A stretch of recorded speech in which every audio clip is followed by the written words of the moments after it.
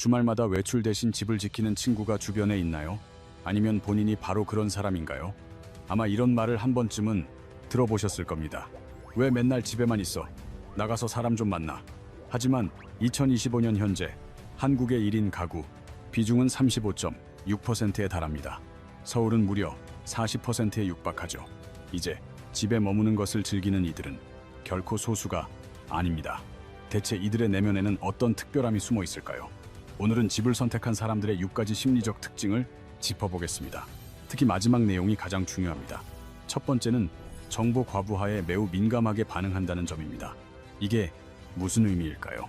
2024년의 연구 결과에 따르면 소위 집돌이들의 전두엽은 일반인보다 평균 20% 더 활성화되어 있습니다. 주변의 자극을 훨씬 더 강렬하게 받아들인다는 뜻이죠. 시끌벅적한 카페를 상상해보세요. 다른 이들에게는 배경음일 뿐인 소음이, 여러분에게는 옆자리 대화부터 에어컨 바람 소리까지 전부 선명하게 꽂히지 않나요? 의자 끄는 소리나 형광등의 깜빡임까지 신경 쓰인다면 그건 문제가 아니라 감각 처리 민감성이라는 특별한 특성입니다. 집에서는 이 모든 요소를 스스로 통제할 수 있습니다. 조명과 온도, 소음까지 뇌가 원하는 최적의 상태로 말이죠. 살펴봅시다. 연구진은 피실험자에게 미세한 전기 자극을 주며 뇌의 변화를 관찰했는데 결과는 상당히 놀라웠습니다. 내향적인 사람들의 뇌가 같은 강도의 자극에도 훨씬 더 크게 반응했기 때문입니다. 이것이 바로 핵심입니다. 외부 자극에 대한 각성도의 차이죠. 누군가에게 사교 모임은 에너지원이지만 누군가에게는 배터리를 빠르게 소진하는 일입니다. 집을 선호하는 이들은 독서나 취미생활 같은 정적인 환경에서 비로소 에너지를 얻습니다. 반면 외향적인 이들은 소통을 통해 표면적인 인간관계를 견디는 힘이 매우 약하다는 점입니다. 모임에 나갔을 때 이런 기분 느껴본 적 있으신가요? 다들 자기 이야기만 늘어놓고 깊이 있는 대화는 실종된 상황 말입니다. 요즘 어때? 그냥 바빠. 같은 껍데기뿐인 대화가 30분만 이어져도 집을 좋아하는 사람들은 영혼이 빠져나가는 듯한 피로감을 느낍니다. 2024년 서울대 연구팀의 조사는 이를 뒷받침합니다. 진정성을 추구하는 성향이 강할수록 형식적 모임 후의 피로도가 일반인보다 3배나 높게 나타났거든요. 가식적인 소통보다 차라리 혼자 있는 게 훨씬 편안하게 느껴지는 이유입니다. 네 번째는 시간의 가치에 대한 계산법이 아주 치밀하다는 점입니다. 한번 따져보세요.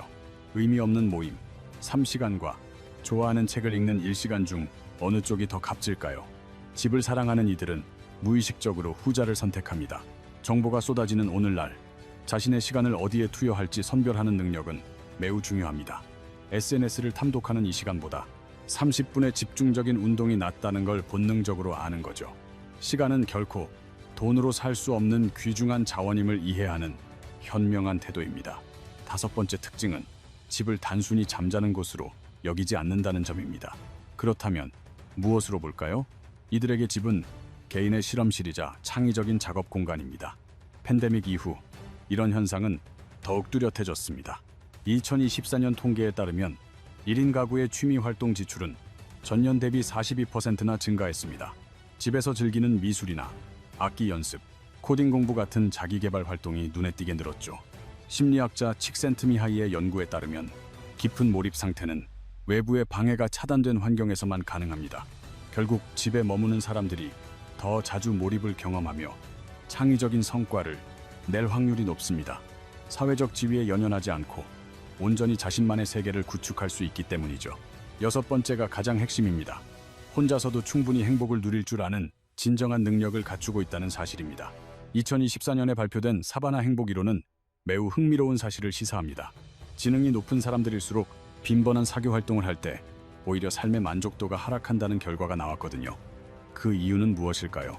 이들은 눈앞에 즐거움보다 장기적인 목표, 달성과 내적 성장에 훨씬 더 집중하고 있기 때문입니다. 단기적인 쾌락 대신 밀도 있는 자기 발전을 추구하는 셈이죠. 고독 속에서도 행복할 수 있다는 건 정신적으로 완전히 자립했다는 증거입니다. 타인의 인정에 목매지 않으니까요. 최근 유행하는 자기 취향 구축이라는 말처럼 누군가를 무작정 흉내내기보다는 나 자신의 내면에 집중하는 삶을 선택한 것입니다. 이것이 바로 집이라는 공간을 선택한 사람들의 진짜 모습입니다. 그럼 반대로 잠시도 혼자 있는 시간을 견디지 못하는 사람들은 어떤 심리 상태일까요? 2014년 버지니아 대학교에서 진행된 한 실험을 통해 그 이면을 파헤쳐 보겠습니다. 사람들을 아무것도 없는 방에서 15분간 홀로 있게 한 실험이 있었습니다. 그 결과는 놀라웠는데요. 참가자의 67%가 가만히 있는 고통보다 차라리 전기 충격을 받는 쪽을 택했습니다. 정막을 견디지 못하는 현대인의 단면이죠. 이는 스마트폰 과의존 현상과도 맞닿아 있습니다. 2025년 기준 한국인의 하루 평균 스마트폰 사용은 5시간 47분에 달합니다. 잠시의 빈틈도 참지 못하고 끊임없이 자극을 쫓는 셈이죠. 반면 집이라는 공간을 즐기는 이들은 이 고요함 속에서 비로소 내면과 마주합니다. 삼성서울병원 전홍진 교수는 예민한 기질을 가진 사람일수록 집에서 보내는 시간이 에너지 충전에 필수적이라고 설명합니다. 다만 잠자리에 누워 과거의 후회나 잡념에 사로잡혀 있다면 그것은 진정한 쉼이 아닌 예민함의 발현일 뿐입니다. 진정한 회복은 마음이 평온을 되찾을 때 비로소 일어납니다. 집이 그 안식처가 되어주는 거죠. 그렇다고 집 안에만 고립되라는 뜻은 아닙니다. 삶의 균형이 무엇보다 중요하니까요. 미프 공동연구팀이 6영명을 20년간 추적 조사한 결과 신체 활동이 부족하면 성격 형성에도 부정적인 영향을 미친다고 합니다. 하루 딱 15분의 운동만으로도 수면의 질과 전반적인 기분이 눈에 띄게 개선되죠. 집안에서도 건강한 생활 습관을 유지하는 것이 핵심입니다. 가벼운 홈 트레이닝이나 집 주변 산책 같은 활동이 병행되어야 하죠. 또한 간과해서는 안 될 중요한 지점이 있습니다. 바로 자발적 선택의 여부입니다. 팬데믹 시기에 많은 이들이 절감했듯 평소 집을 좋아하던 사람조차 타의에 의해 집에 갇히게 되자 상당한 답답함을 느꼈습니다. 선택권이 사라지는 순간 휴식은 고통으로 변하기 때문이죠. 자유의지가 핵심입니다. 내가 원해서 머무는 것과 어쩔 수 없이 머무는 것은 본질적으로 다릅니다. 따라서 스스로 선택권을 쥐고 자신에게 최적화된 방식을 찾는 과정이 필요합니다. 누군가는 매일 사람을 만나야 활력을 얻고 누군가는 일주일에 한 번이면 충분하듯 말이죠. 여기엔 정답이 없습니다. 하지만 현대 사회는 유독 외향적인 성향을 긍정적으로 평가하는 경향이 있습니다. 사교적이고 친화력이 좋아야 한다는 강박이죠. 이 때문에 내향적인 이들이 자책하곤 하지만 그럴 필요 전혀 없습니다. 빌 게이츠, 워런 버핏, 스티븐 스필버그, 그리고 일론 머스크까지 이들 모두 내향적인 성향을 지닌 인물들입니다. 그들은 홀로 있는 시간을 통해 깊은 통찰을 얻고 창조적 혁신을 일궈냈습니다. 세상을 바꾼 이들이죠. 국내에서도 마찬가지입니다. 수많은 창작자가 자신만의 고요한 시간 속에서 작품을 잉태합니다. 집필, 작곡, 프로그래밍과 같은 작업들은 고도의 집중력이 필요하며 방해받지 않는 환경이 필수적입니다. 2024년 조사에 따르면 한국 직장인의 68%가 재택근무를 더 선호한다고 답했습니다. 단순히 출퇴근 시간을 아끼기 위해서만이 아닙니다. 업무의 집중도와 생산성이 비약적으로 상승하기 때문이죠. 불필요한 소음과 갑작스러운 간섭이 사라지니까요. 그렇다면 집에 머무는 이들에게 가장 필요한 것은 무엇일까요? 바로 건강한 고독의 기술입니다. 외로움이 수동적인 아픔이라면 고독은 능동적인 즐거움입니다. 혼자 있을 때 그저 외롭기만 하다면 자신의 내면이 보내는 메시지에 귀를 기울이지 못하고 있다는 뜻입니다. 하지만 고독을 즐길 줄 알게 되면 자신뿐만 아니라 타인을 이해하는 깊이도 깊어집니다. 이를 위해 일기 쓰기를 시작해보세요. 오늘 느낀 감정을 정직하게 기록하고 그 이유를 차분히 짚어보는 겁니다. 연구에 따르면 감정을 글로 표현하는 것만으로도 스트레스가 완화되고 우울감이 눈에 띄게 줄어듭니다. 명상 또한 훌륭한 대안입니다.